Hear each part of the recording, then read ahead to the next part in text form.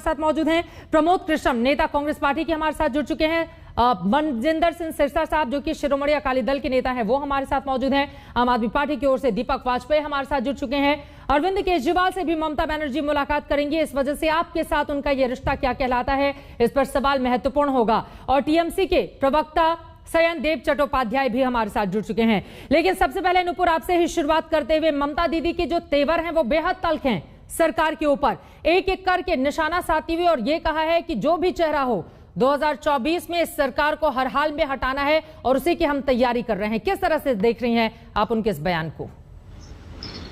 चित्रा जी, आपको नमस्कार, आपकी सभी पैनलिस्ट और दर्शकों। तो एजेंडा तो इनका सेट है। इनका एजेंडा देश को बढ़ाना, देश में विकास लाना, हमारी आम जनता जनार्दन के लिए सहूलियतों को बढ़ाना, कहीं ना कहीं ईज ऑफ लिविंग लाना, स्टैंडर्ड ऑफ लिविंग बढ़ाना, ऐसा कुछ नहीं है। इनका एक वन पॉइंट एजेंडा है, भाजपा को हटाना। अब मुझे बताइए, भाजपा को हटाना और बीजेपी की सरकार को डिरेल करना, इससे जनता जनार्दन और मतदाता का क्या भला हो सकता है? इस सवाल का जवाब इनमें से कोई दे नहीं पाएगा।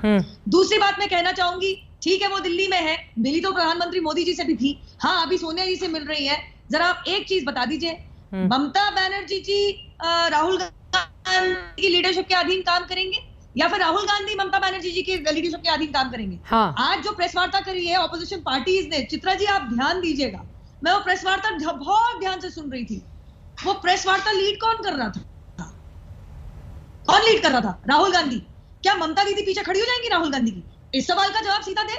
और बहुत जरूरी है ये भी समझना कि देखिए, टीएमसी बंगाल की रीजनल पार्टी है। मेरा पहला सवाल है टीएमसी को लेके, बंगाल की धरती के बाहर आपकी कितनी सीटें हैं? चलिए छोड़िए एमपी की, आप एमएलए सीट बता दीजिएगा। ठीक है। और दूसरी बात, कहां पे आपका वोट शेयर 10 से 12% से ऊपर है? ये दो सवाल का ये सवाल महत्वपूर्ण है। मैं टीएमसी के नेता के पास सीधे चलूंगी सवाल का जवाब लेने के लिए, लेकिन उसके पहले प्रमोद कृष्णम जी आपके पास आते हुए, ये जो सोनिया गांधी से मुलाकात हो रही है इस वक्त ममता बनर्जी की, ये मुलाकात क्या कहती है? क्या साथ साथ आएंगी दोनों पार्टियां या फिर स्थिति उस तरह की रहेगी जैसा कि पश्चिम बंगाल में हम सब ने देखा था कि कांग्रेस पार्टी अपनी पूरी ताकत से चुनाव मैदान में इसलिए नहीं उतरती है ताकि ममता बनर्जी जीत जाए और नतीजा वही होता है। तो अभी जो मुलाकात चल रही है, इसके संदेश और संकेत क्या समझे जाएं? प्रमोद जी तक आवाज नहीं पहुंच पा रही है, चलिए उनके पास मैं चलूंगी सीधे। दीपक वाजपेयी, चूंकि अरविंद केजरीवाल से भी मुलाकात होनी है, एजेंडा क्या रहने वाला है मुलाकात का? शाम 6 बजे समय रखा गया है।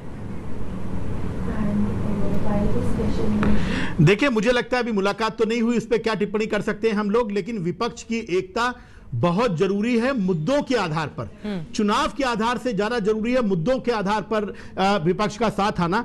जिस वक्त पूरे देश में मिलिट्री के ऑफिसर से लेके बीएसएफ के ऑफिसर से लेके राजनेताओं से लेके पत्रकारों तक के फोन टैप किए जा रहे हैं, हैक किए जा रहे हैं, जिस समय इकोनॉमी रॉक बॉटम पे है, जिस वक्त सरकार रेल से लेके सेल से लेके एयरपोर्ट, पोर्ट, एलआईसी, बैंक बेचकर ताप रही है, जिस वक्त राफेल में दो देशों में जांच चल रही है, राफेल मामले के घोटाले को लेकर, वैक्सीन घोटाले को लेके, बेरोजगारी शिखर पर है, गरीबी शिखर पे है, इतने बड़े मुद्दे हैं। कोरोना में हजारों लाशें आपने गंगा के किनारे देखी और फिर सरकार कहती है कि ऑक्सीजन की वजह से कोई मौत नहीं हुई। ऐसी सरकार को उखाड़ फेंकने के लिए पूरा देश तैयार बैठा है। मुद्दों के आधार पे सभी लोगों को एक होने की जरूरत है, इसमें कोई शक नहीं है।